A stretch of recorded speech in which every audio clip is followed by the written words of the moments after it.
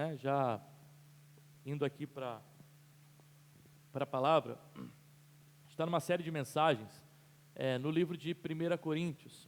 E na semana passada, a gente começou o capítulo 10 e começamos a conversar até o versículo 13. Né? Hoje a gente vai começar no versículo 14.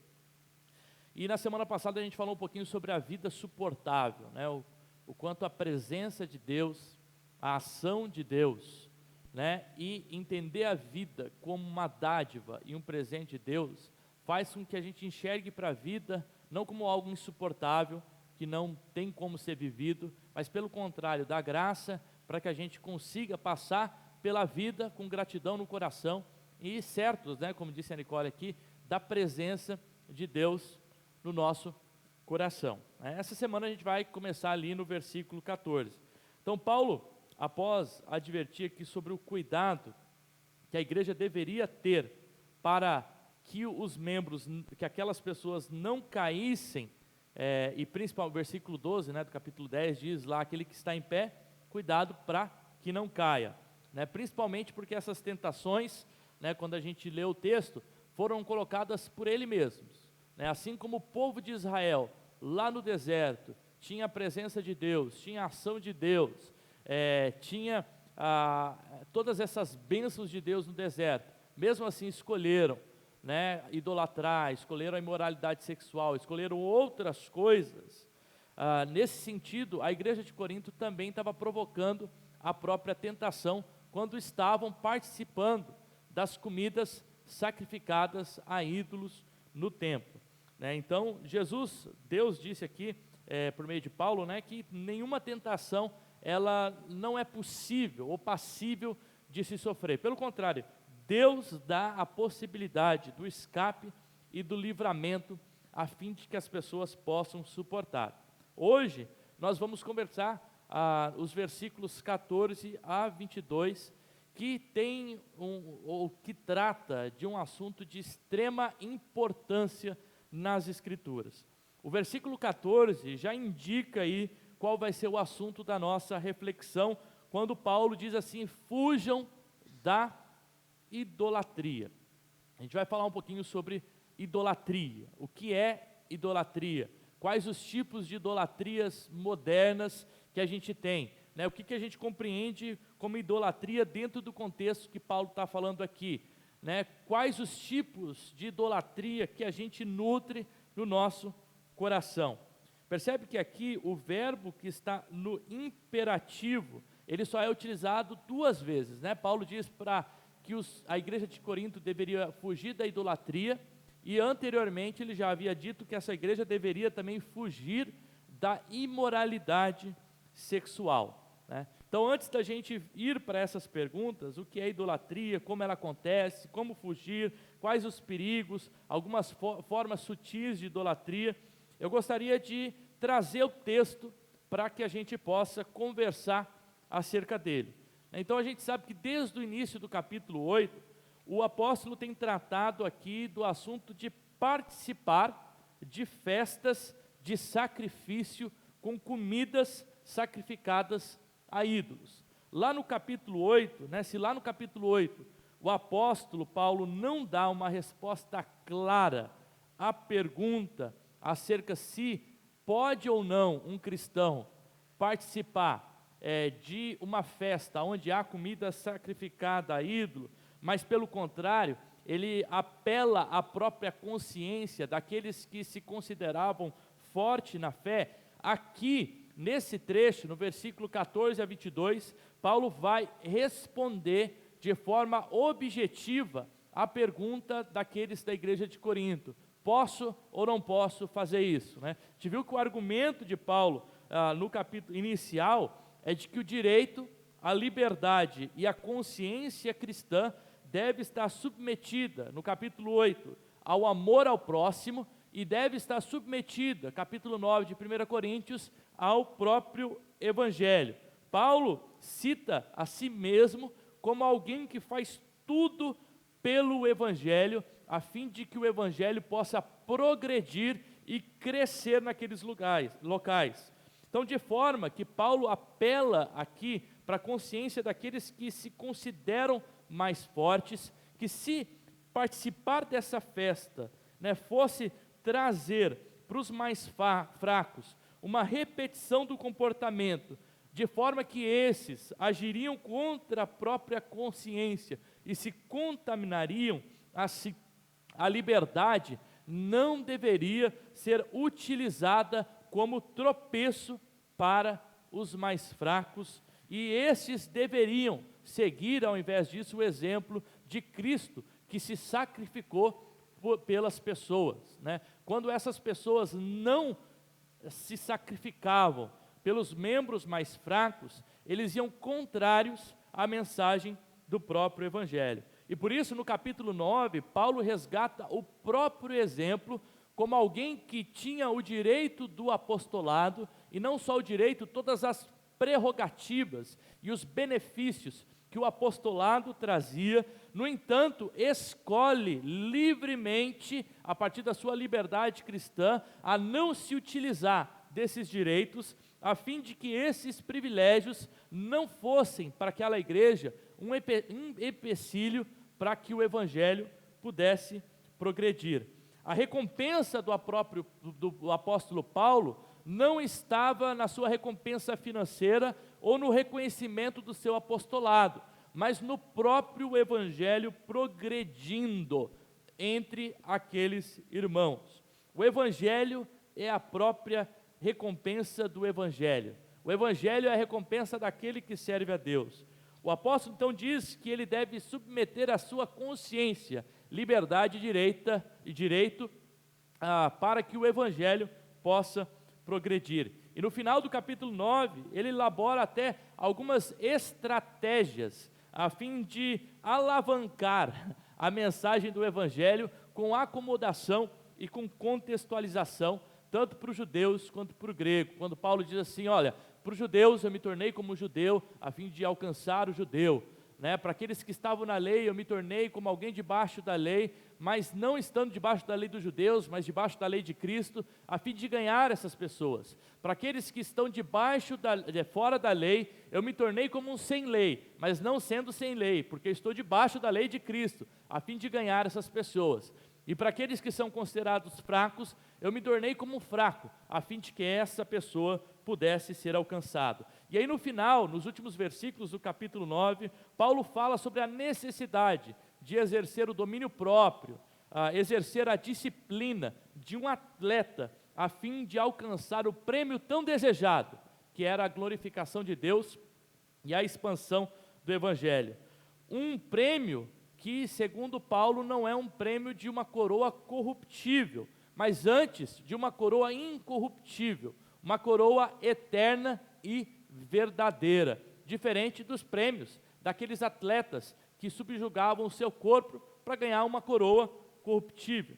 E no capítulo 10, então, Paulo usa o mau exemplo de Israel para dizer como eles não deveriam fazer, porque Israel tinha a presença de Deus, tinha a ação de Deus, tinha o direcionamento de Deus, tinha a libertação de Deus no deserto. No entanto, preferiram, se misturar com a idolatria, com a imoralidade, com a murmuração, colocando Deus à prova, ou seja, escolheram os caminhos errados, ou como diz o profeta Jeremias, abandonaram a fonte de água viva e cavaram para si cisternas que estavam rachadas e que não produziam vida. E aqui então, no versículo 14, Paulo então utiliza aqui o imperativo que essas pessoas deveriam fugir da idolatria e não seguir o exemplo daqueles de Israel que idolatraram, Então ele coloca aqui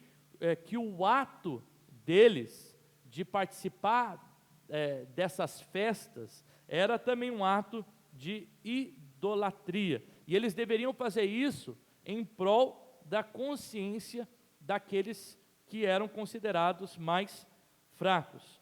Paulo coloca aqui justamente de que a mera participação desse contexto, ou dessa idolatria, dessa festa de sacrifício a ídolos, era também a participação do culto a esses ídolos. Para eles, aqueles da igreja de Corinto, era uma oportunidade para a criação de networking, para a manutenção do status quo, para a criação do crescimento social que os colocava numa posição de superioridade diante daquela sociedade.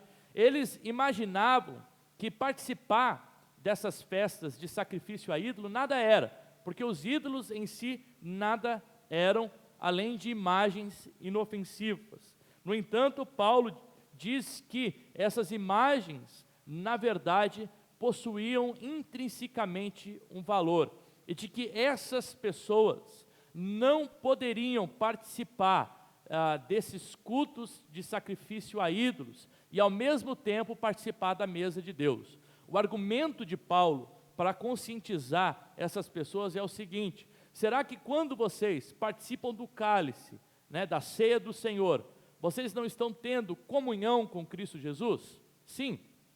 Será que quando vocês não participam do corpo, do pão, vocês não estão tendo comunhão com o corpo de Jesus? Sim. Então, quando vocês participam do altar e do sacrifício que é feito nesse altar, vocês também estão participando da idolatria que está acontecendo nesses altares. Esse é o argumento de Paulo. Vocês estão se tornando partícipes desse culto a imagens e esse tipo de paganismo. E por isso ele diz o seguinte: fujam justamente dessa idolatria. Olhem, vocês que são considerados fortes na fé, julguem vocês mesmos, se o que vocês estão fazendo não é um ato de idolatria contra Deus. Porque não pode, e aí ele diz, não se deve participar da mesa de Deus e da mesa dos demônios. Paulo explicitamente coloca como o ato de participar desses sacrifícios, como o ato de participar como culto aos próprios demônios. Tendo isso, todo esse panorama em mente, quero ler com vocês o texto de 1 Coríntios, capítulo 10, versículo 14 a 22, e depois a gente vai conversar um pouquinho sobre o tema da idolatria. 1 Coríntios, capítulo 10, versículo 14 a 22, Acho que a introdução foi um pouco longa. 1 Coríntios 10, 14 a 22, diz o seguinte: portanto, meus amados, fujam da idolatria. Falo como a pessoas sábias, julguem vocês mesmos o que eu digo. Não é fato que o cálice da bênção que abençoamos é a comunhão do sangue de Cristo? Não é também fato que o pão que partimos é a comunhão com o corpo de Jesus? Porque nós, embora muitos, somos um único pão, um só corpo, porque todos participamos de um único pão. Considerem o Israel segundo a carne. Não é verdade que aqueles que se alimentam dos sacrifícios são participantes do altar? O que eu quero dizer com isso? Que o sacrifício a ídolos é alguma coisa? Ou que o próprio ídolo tem algum valor? E aí Paulo reconhece: não. Digo que as coisas que eles sacrificam são sacrificadas a demônios e não a Deus. E eu não quero que vocês estejam em comunhão com os demônios. Vocês não podem beber do cálice do Senhor e do cálice dos demônios. Não podem ser participantes da mesa do Senhor e da mesa dos demônios. Ou provocaremos ciúmes do Senhor. Será que somos, por acaso, mais fortes do que Ele? Vamos orar. Pai, eu quero, nesse momento, pedir que o Senhor possa nos dar a iluminação da Tua Palavra, a fim de que nós possamos compreender aquilo que o Senhor quer nos falar, Pai. Deus, nós pedimos que o Senhor possa nos mostrar, Jesus, dentro do nosso coração, os caminhos de idolatria que nós seguimos. Mostre, Jesus, quais são as idolatrias que nós nutrimos. Quais são as coisas que têm substituído o Senhor na nossa vida. Quais são as coisas que têm substituído, Jesus, a Tua presença na nossa vida. Jesus, por meio da Tua palavra, traz vida em nós e a consciência de que a nossa vida deve ser totalmente ao Senhor. Essa a minha oração no nome do Senhor Jesus Cristo. Amém. O texto, então, aqui, ele vai elaborar sobre dois assuntos principais, que é o assunto da idolatria e da participação da mesa de demônios, ou do cálice de demônios, né? E aqui o assunto da participação da mesa de demônios é um assunto mais específico, enquanto o assunto de idolatria, ele é um contexto mais geral. Quando a gente vai olhar nas Escrituras, perguntando justamente o que é idolatria, a gente vai ver que a idolatria, ela perscruta toda a narrativa bíblica. Toda a Escritura tem relatos acerca da idolatria. Talvez eu me atrevo a falar que a idolatria é o pecado mais enraizado nas Escrituras, o que é mais citado nas Escrituras. A idolatria dá a origem a quase todos os outros pecados. E quando a gente olha nas Escrituras, o principal foco de Deus contra o povo de Israel é justamente a acusação desse povo como um povo idólatra e como um povo que nutre no seu coração a idolatria. Tamanha a importância desse assunto é que esse assunto ele vai estar todo no Antigo Testamento, vai para o Novo Testamento, e quando a gente olha para a gente hoje, eu acredito que talvez seja um dos pecados que nós mais nutrimos de forma inconsciente e que a gente sequer se apercebe desse pecado. Algo muito parecido com o que está acontecendo aqui com a igreja de Corinto.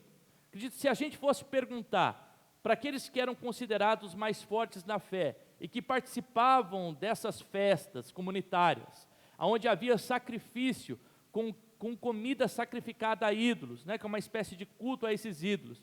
Se fosse perguntar para eles, vocês estão adorando ou adorando outros deuses? Vocês estão praticando a idolatria? Vocês estão idolatrando outros deuses? Eles iam responder de forma nenhuma. Com certeza a gente não está adorando esses outros deuses. Uma vez que essas imagens, elas nada são, o que a gente está fazendo aqui é uma mera festa social. A gente precisa disso a fim de que haja uma manutenção social. Porque no mundo antigo, participar dessas festas era fazer com que você manutenisse a sua posição social. Era fazer com que você continuasse com as suas amizades e com as suas networkings, né, que a gente fala muito disso, construir redes de relacionamentos a fim de que a gente possa crescer na nossa vida profissional, seja lá o que for. Então, de forma alguma, eles aceitariam que eles estavam vivendo uma vida de idolatria. No entanto, Paulo, quando olha para essa situação de forma clara, ele diz: o que vocês estão fazendo é participar da mesa de demônios, estão nutrindo o pecado da idolatria no coração. A idolatria, então, no contexto bíblico, é expressadamente ou expressamente a quebra do primeiro e do segundo mandamento. Êxodo 20, versículo 3 e 4 diz o seguinte: não tenha outros deuses diante de mim, o primeiro mandamento. Não faça para vocês imagens de escultura, nem semelhança alguma do que há em cima no céu, nem embaixo na terra, nem nas águas debaixo da terra. Ou seja, a idolatria é claramente aqui uma condenação, é condenado por Deus no primeiro e no segundo mandamento. Os estudiosos dizem que todos os 10 mandamentos, a quebra deles de alguma forma envolve a idolatria. E que por isso que os mandamentos, o decálogo, começa com o mandamento contra a idolatria, porque a idolatria está na raiz de todos os outros pecados. Lutero diz que não é possível quebrar qualquer outro mandamento sem primeiro quebrar o mandamento da idolatria. Então eu acho que idolatria tem a ver com algo mais amplo do que aquilo que a gente geralmente relaciona como idolatria. O termo hebraico e grego para idolatria refere-se a serviço ou a adoração a imagens específicas, ou imagens. A gente vai ver que no contexto do Antigo Testamento, principalmente, há uma ordenação divina de que não se deveria criar imagens, só que não somente imagens de outros deuses, mas até mesmo a imagem do próprio Deus, de Yahvé, era expressamente proibida. Isso porque Deus não pode ser colocado numa imagem. O que era a imagem no mundo antigo? Era uma forma de expressar a característica de uma divindade. Você tentava colocar numa imagem uma característica específica daquela divindade, se é o Deus do trovão, o Deus da guerra, o Deus da montanha, seja lá o que for. Então você expressava numa imagem, tentava expressar as características desse Deus. Quando Deus diz, eu não quero que faça imagens minhas, Ele está dizendo, as minhas características são superiores a qualquer tipo de imagem que pode ser feita, e nenhuma imagem pode conter quem eu sou. Então aqui, a idolatria no contexto do Antigo Testamento, ela é um mandamento contra uma imagem, mas uma imagem dupla. Tanto a imagem do próprio Yahvé não deveria ser feita e representada, quanto também imagens de outros deuses ou a adoração a esses outros deuses. Então, tanto uma criação de uma imagem que representasse Deus, como foi uma tentativa lá em Êxodo 32, quando eles criam aquele bezerro de ouro, ou outras entidades pagãs eram proibidas no Israel antigo. A adoração estranha a esses deuses aconteciam de 3 formas específicas, que era a veneração a outros deuses, a representação desses deuses e a concepção errada acerca de Deus. Então, num contexto do Antigo Testamento, a idolatria pode ser definida como qualquer uma dessas definições, tanto a representação de falsos deuses, ou adoração de falsos deuses, concepções erradas acerca do próprio Deus, ou até mesmo a veneração a outros deuses. Quando a gente vai no Antigo Testamento, há sim então uma condenação constante contra o povo de Israel para não praticar a idolatria. Ainda assim, o que a gente vê nas Escrituras é o povo a todo momento caindo no pecado da idolatria. Isso acontece em Êxodo 32, quando eles criam a imagem lá do bezerro de ouro.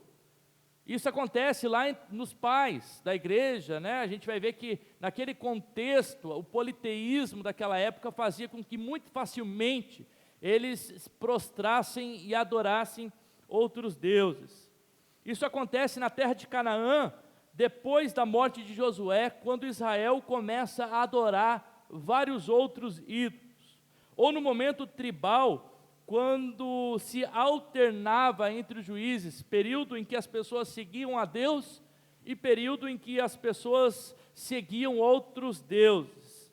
Dentro da monarquia, nós temos o Salomão, que casa com muitas mulheres, e no final da sua vida, o que ele está fazendo? Venerando os deuses dessas mulheres. O profetismo, depois da monarquia unida, a gente vai ver que o profetismo, a todo momento, condena Israel, porque eles estão voltando ao pecado da idolatria, eles estão criando para eles imagens.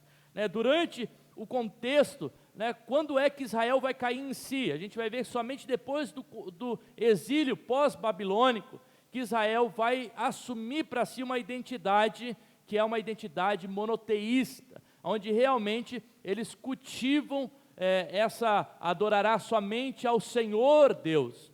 Mas até o exílio babilônico, a gente vai ver um constante cair de Israel no pecado da idolatria.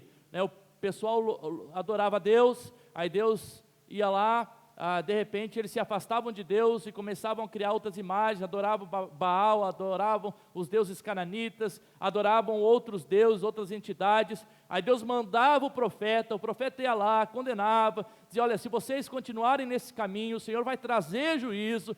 e aí o povo ia lá, se arrependia, Deus não trazia o juízo, mas daqui a pouco caíam de novo no pecado da idolatria. Então a gente vai ver esse ciclo se repetindo, principalmente no Antigo Testamento. E duas imagens são utilizadas no Antigo Testamento para falar de idolatria. Tanto o casamento, ou a infidelidade no casamento, né? Então, para Deus, a idolatria era como uma infidelidade no casamento. Deus havia feito uma aliança com o seu povo, Deus havia casado com o seu povo. O povo, no entanto, fazia o quê? Ia lá e adulterava com outros deuses, né? Então, para Deus, a linguagem do casamento, ela é perfeita nessa imagem da idolatria, né? O povo, casado com Deus, mantinha relação com outras prostitutas e fazia, então, caía no pecado do adultério, vamos dizer assim, religioso, né? Outra imagem era também a metáfora da idolatria política, aonde você vê, aonde o povo constantemente, por meio dos seus líderes, né, deixavam de adorar a Deus e colocavam os seus líderes políticos, principalmente, como uma forma de expressão da vontade de Deus, mesmo quando esses líderes políticos iam contra a própria ideia de Deus, né? Acho que essas duas questões, elas ainda estão vivas, né? A gente vê, por exemplo, recentemente, a política é um motivo de grande idolatria para os nossos corações. O que a gente vê de pessoas idolatrando políticos, partidos, né, ideologias, como sendo algo, quase uma revelação de Deus na terra, né? E aí Deus, ele vai contra esses tipos de idolatrias no nosso coração. No Novo Testamento, a gente vai ver essa mesma ideia, né? Principalmente o apóstolo Paulo condenando, né, os gentios que haviam se convertido a não manterem mais relacionamento com esses ídolos. Embora se havia compreensão que os ídolos em si nada eram, né, a participação desse culto a esses ídolos era também uma forma de participação à idolatria, né? Para o judeu, isso era muito mais tranquilo agora no mundo greco-romano, né? Uma vez que o judeu, depois do exílio pós-babilônico, havia colocado na sua própria identidade a ideia monoteísta, né? Mas o evangelho está crescendo principalmente no mundo gentílico, no mundo pagão. No mundo greco-romano, onde na cidade de Corinto, por exemplo, havia mais de 27 templos pagãos. E nesses templos pagãos havia todo tipo de idolatria, todo tipo de sacrifício, todo tipo de imoralidade sexual. Então o povo que está se convertendo está vindo muitas vezes dessas religiões. Então Paulo precisa buscar de novo a linguagem da idolatria, para que eles possam compreender que somente Deus deveria ser adorado no coração dessas pessoas. Então, como a idolatria acontece? E eu coloco aqui como dois tipos de idolatria, né? Primeiro, a idolatria religiosa. A idolatria religiosa tem a ver com aquilo que a gente viu aqui no texto. É literalmente a adoração a outras entidades pagãs, ou a outros deuses que não o próprio Deus. Então, numa perspectiva religiosa, o modelo de idolatria pode ser uma adoração imagética, ou de uma imagem de qualquer outra coisa que não seja o próprio Deus, né? Ainda que seja um ídolo que represente Deus, né? A idolatria se dá como a adoração a qualquer outra coisa que não o próprio Deus. O que a gente vê na nossa modernidade é que a idolatria, ela está muito ligado principalmente ao sincretismo religioso, onde há efetivamente a participação religiosa de gente que professa a fé em Jesus em outras religiões. E mesmo que não haja uma intencionalidade na participação dessas outras religiões, para Paulo, o mero participar dessas outras religiões, né, que não adoram o próprio Deus, é também uma participação na idolatria. Então, nesse sentido, a gente pode pensar num crente hoje que participa de religiões esotéricas, horóscopo, religiões espiritualistas, naturalistas, um crente que tem bipertença, né? Ele vai na igreja, mas ele também vai em outros lugares que adoram outros deuses, né? Então isso é uma idolatria religiosa, né? Deus condena, a Bíblia diz ali, né, no último versículo, que Deus é um Deus zeloso. Nesse sentido, há uma exclusividade de Deus, né? Desde o Antigo Testamento a gente vê Deus requerendo isso do seu povo, exclusividade, exclusividade. Vocês devem adorar apenas a mim.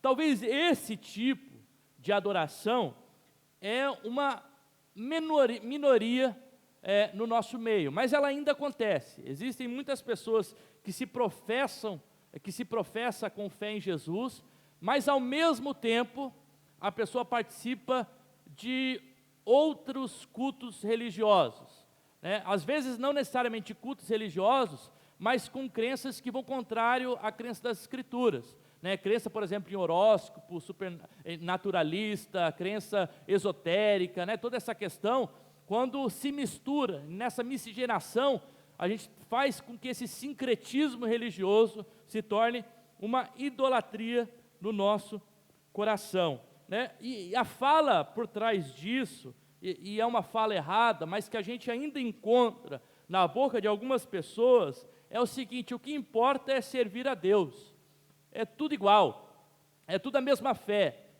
Deus é o mesmo em todos os lugares, né? E o que a gente vê nas Escrituras é Deus dizendo justamente o contrário. Não é isso, eu não sou igual, eu não posso ser encontrado em todos os lugares. O que eu peço é exclusividade no relacionamento.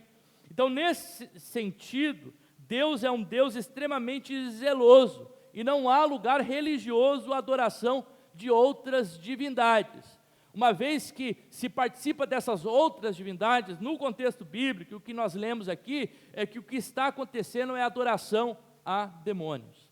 É isso que a Escritura diz.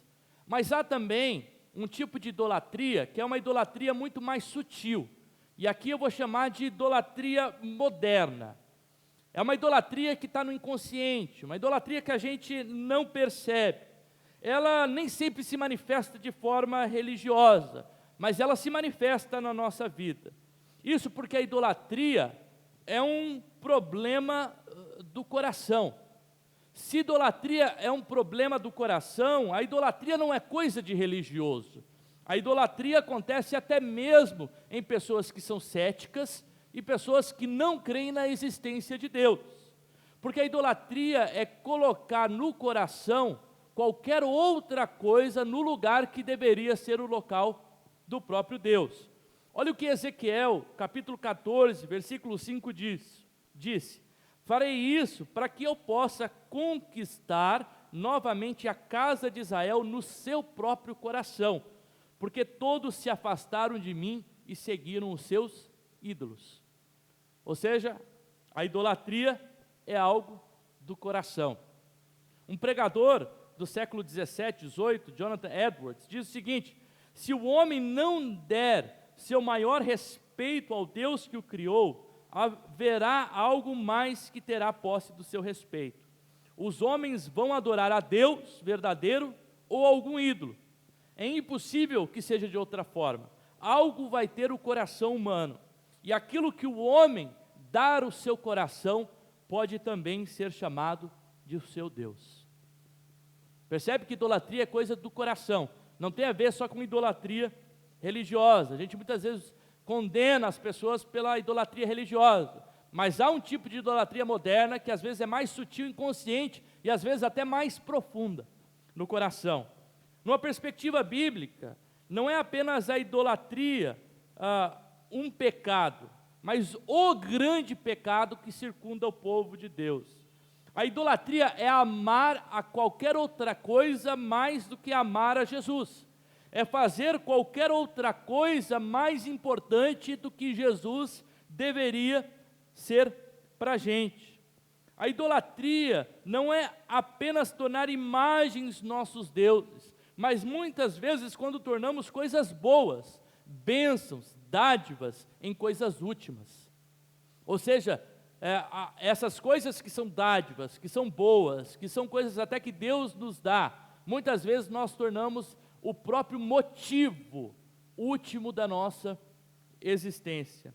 De alguma forma ou de outra, todos, sem exceção, em algum momento, fomos idólatras quando colocamos no trono da nossa existência não Deus, mas qualquer outra coisa. A ideia da idolatria moderna é que aquilo que a gente adora, a gente se torna. A gente se torna justamente o que a gente adora. Percebe que inicialmente a gente foi criado como imagem de Deus, mas por meio do pecado a imagem foi corrompida, e o nosso coração foi corrompido, e a nossa relação foi corrompida com Deus, e o nosso coração, e a gente que era imagem de Deus, agora passa a ter desejos pecaminosos. Olha o que João Calvino diz acerca da idolatria, um dos reformadores. Ele diz: a mente humana é uma forja perpétua de ídolos, ou seja, ela está constantemente criando ídolos.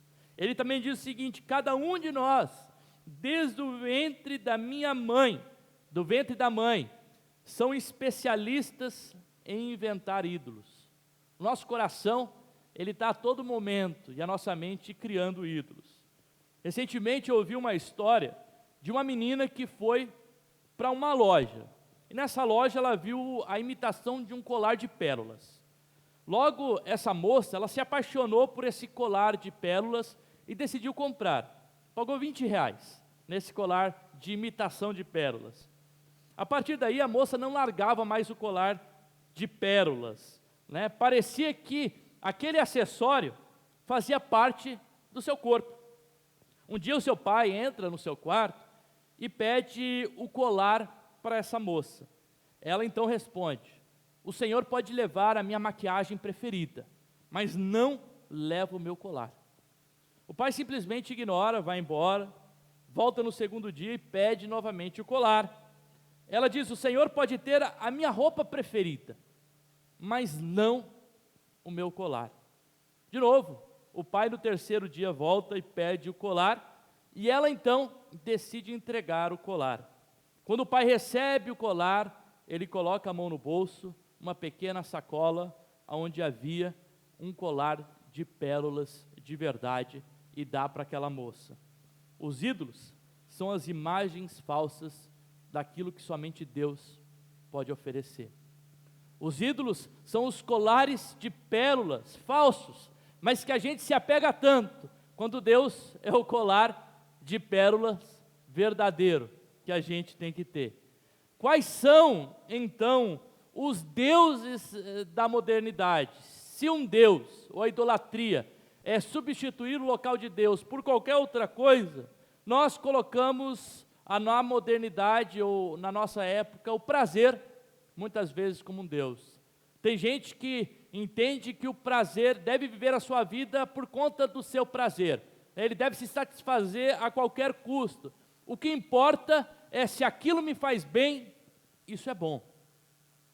Ou seja, a sua lente, a sua ótica de olhar para a vida não tem a ver com a boa, perfeita e agradável vontade de Deus, tem a ver com o seu próprio prazer. De uma forma hedonista, vive a sua vida procurando prazeres, e de prazeres em prazeres procura essa pérola falsa, que não pode dar a verdadeira alegria, mas a pessoa substitui o local de Deus pelo prazer. Tem gente que coloca no seu coração e no trono da vida pessoas. Pessoas são dádivas de Deus e a gente deve nutrir relacionamentos, mas elas nunca podem substituir o local de Deus. Elas nunca devem ser mais importantes que Deus. Elas nunca devem ser mais importantes do que o nosso relacionamento com Jesus. Tem pessoas que colocam a felicidade própria como um ídolo do seu coração, e a pessoa busca a qualquer custo ser feliz. Procura a felicidade no trabalho, procura a felicidade no prazer, procura a felicidade na realização profissional, procura a felicidade na religiosidade, procura a felicidade na comida, em tantas outras coisas, mas a felicidade não pode ser o sentido último da nossa existência, não deve ocupar o lugar de Deus. Tem gente que coloca o dinheiro, tem gente que coloca o poder, tem gente que coloca o próprio eu, coloca a religiosidade, tem gente que coloca o conhecimento, né? Eu preciso conhecer mais, né? E a pessoa busca a qualquer forma conhecimento. Tem gente que coloca a política como seu próprio Deus, e às vezes desfaz amizades, e às vezes desfaz até o próprio relacionamento com Deus, por conta de uma questão política, ideológica, ou seja lá o que for. E aí, então, eu me deparo aqui com algumas perguntas que nos ajudam a identificar quais são os ídolos do nosso coração. Se esses são ídolos da modernidade, das pessoas, que a gente vê nos corações, né? Sendo que a idolatria tem a ver com algo do coração, a grande pergunta é o que ocupa o nosso coração, o que ocupa a nossa vivência, o que muitas vezes nós colocamos no lugar de Deus. E aqui eu quero fazer 5 perguntas que nos ajudam a compreender muitas vezes os ídolos que nós colocamos no lugar de Deus. Como identificar quem são os nossos deuses ou os ídolos que nós colocamos? A primeira pergunta é: o que te faz sentir mais frustrado? Qual é a coisa que acontece na sua vida que mais te traz frustração?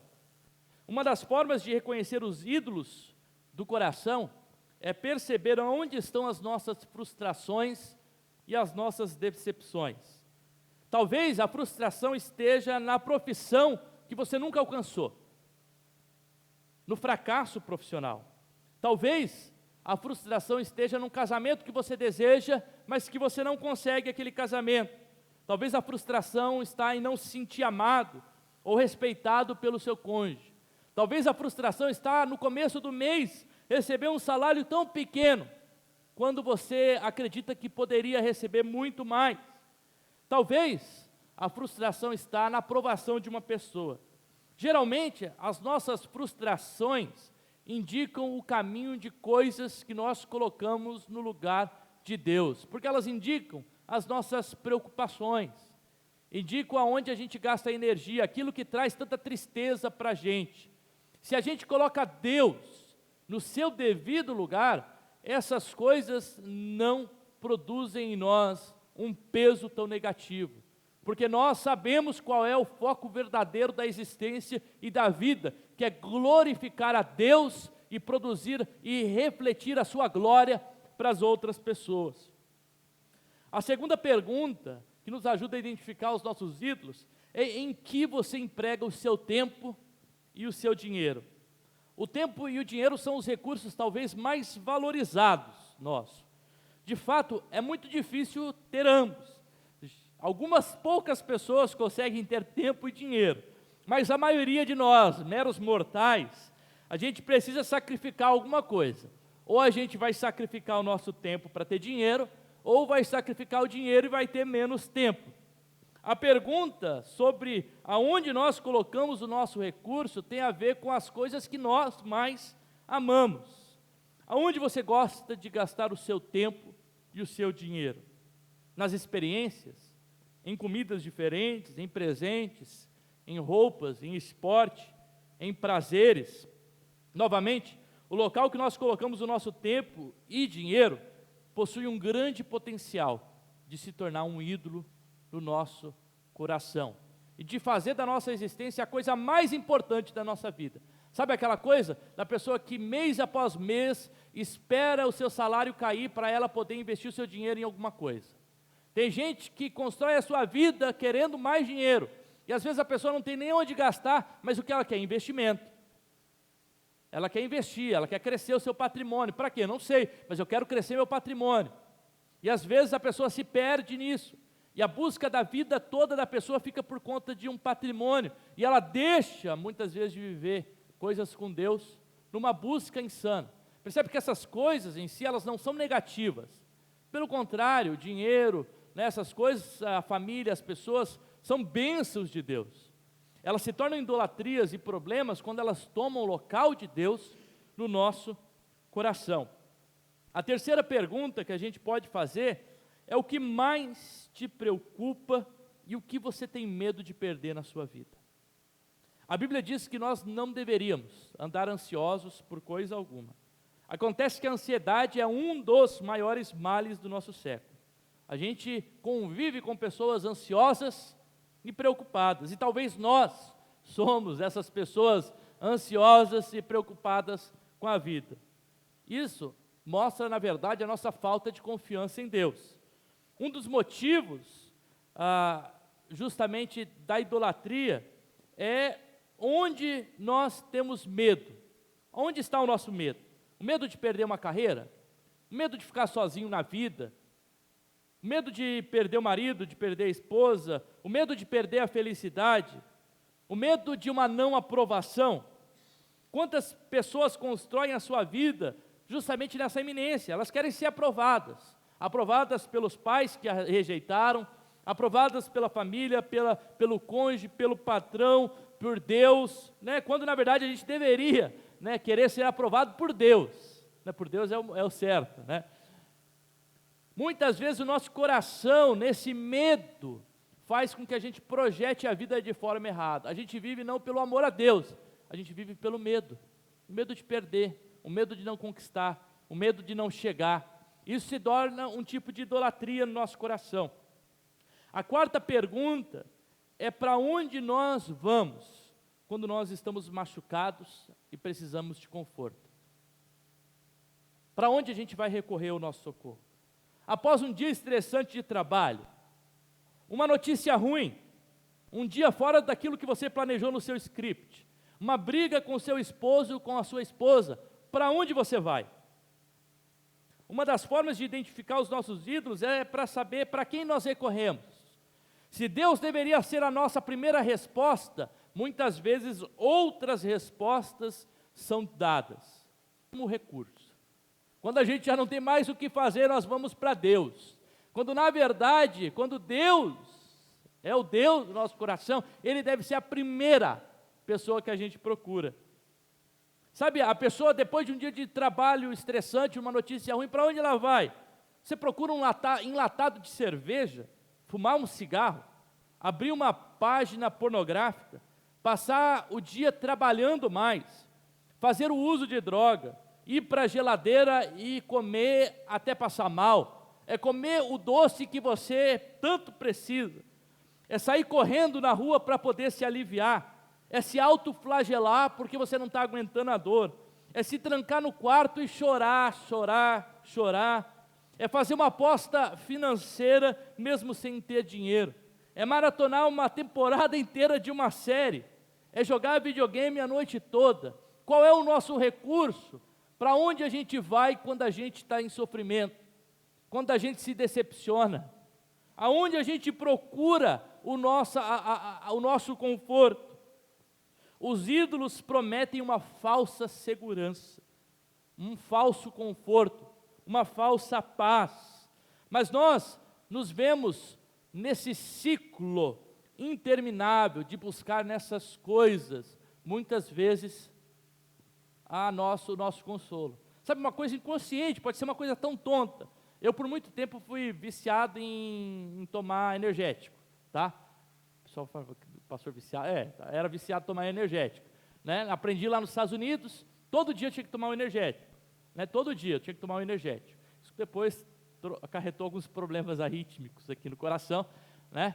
E hoje eu evito, né? Bem de vez em quando que eu tomo energético. Mas algo que eu percebia, e até a Nicole uma vez falou, por que quando você está decepcionado, você está triste, você vai lá comprar um energético? Sabe, é uma coisa inconsciente, é uma coisa tonta.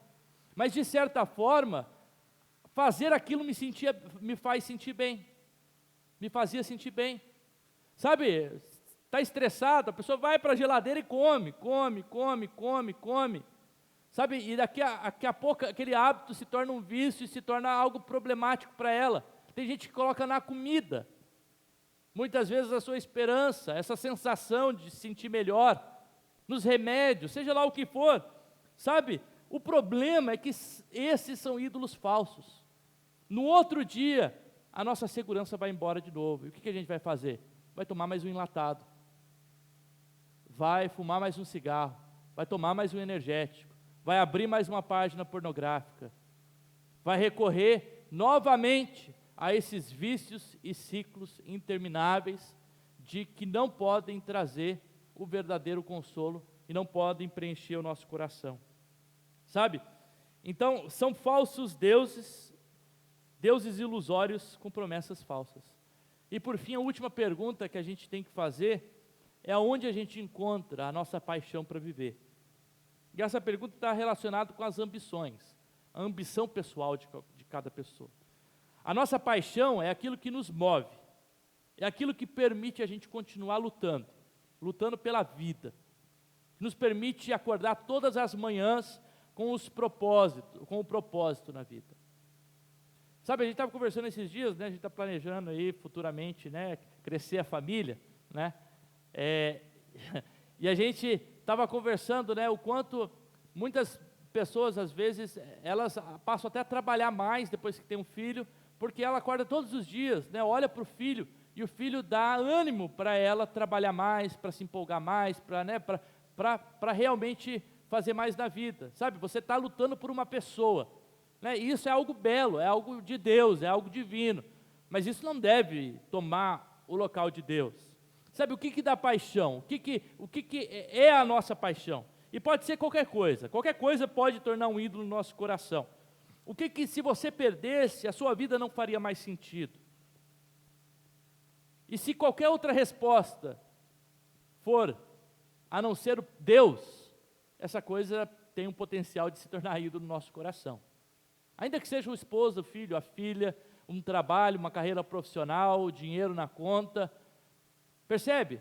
O quanto a idolatria moderna é muito mais problemática até do que a idolatria religiosa. E até a religião pode se tornar uma idolatria. A religião pode se tornar a idolatria.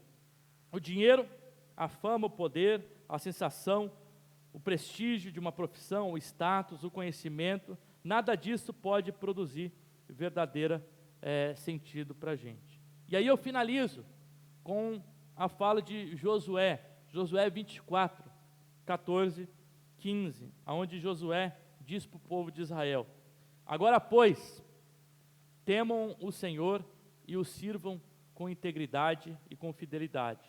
Joguem fora os deuses que os pais de vocês serviram do outro lado do Egito, do outro lado do Eufrates, e sigam o Senhor. Mas se vocês não quiserem servir o Senhor, escolham hoje a quem vão servir. Se os deuses a quem os pais de vocês adoraram do outro lado do Eufrates, os deuses dos amorreus, ou se o Deus verdadeiro, mas eu e a minha casa serviremos ao Senhor. A idolatria está no cerne da existência humana. Nós precisamos fugir dela todos os dias. A idolatria não é uma luta de vez em quando, é uma luta diária de coisas que querem substituir o local de Deus.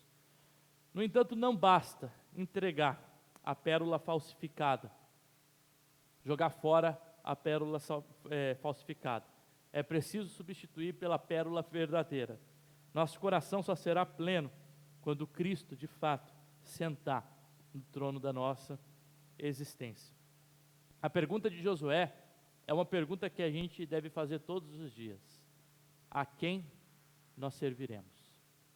A quem o nosso coração estará submetido? A quem a nossa existência fará sentido apenas se viver para essa pessoa, para essa coisa, né? E eu rogo a Deus, né, que todos os dias nosso coração esteja disposto a dizer: eu abro mão de tudo por conta de Jesus. Eu escolho servir a Jesus. Nenhum relacionamento, nenhuma profissão, nem nada na minha vida deve ser mais importante do que o próprio Jesus. Quero orar com você e pedir que você feche os seus olhos nesse momento. Deus conhece o coração. Deus conhece o seu coração. Vamos orar. Pai, eu quero colocar a nossa vida diante do Senhor, Pai. Quero orar, Jesus, que o Senhor sonde os nossos corações, nos ajuda, Pai, a não sermos idólatras no nosso coração. Nos ajuda a perceber as idolatrias que às vezes estão inconscientes e enraizadas em nós. Nos ajuda, Jesus, a jogar fora essa joia que não é a joia verdadeira, que é uma falsificação. Nos ajuda, Jesus, a encontrar no Senhor a nossa verdadeira existência. Deus, o Senhor deve tomar não apenas um pedaço de nós, mas toda a nossa vida. Deus, olha para a gente, olha para o nosso coração, nos ajuda, Jesus, a vivermos como pessoas que servem ao Senhor verdadeiramente a cada dia, Jesus. É essa a minha oração, no nome do Senhor Jesus Cristo. Amém.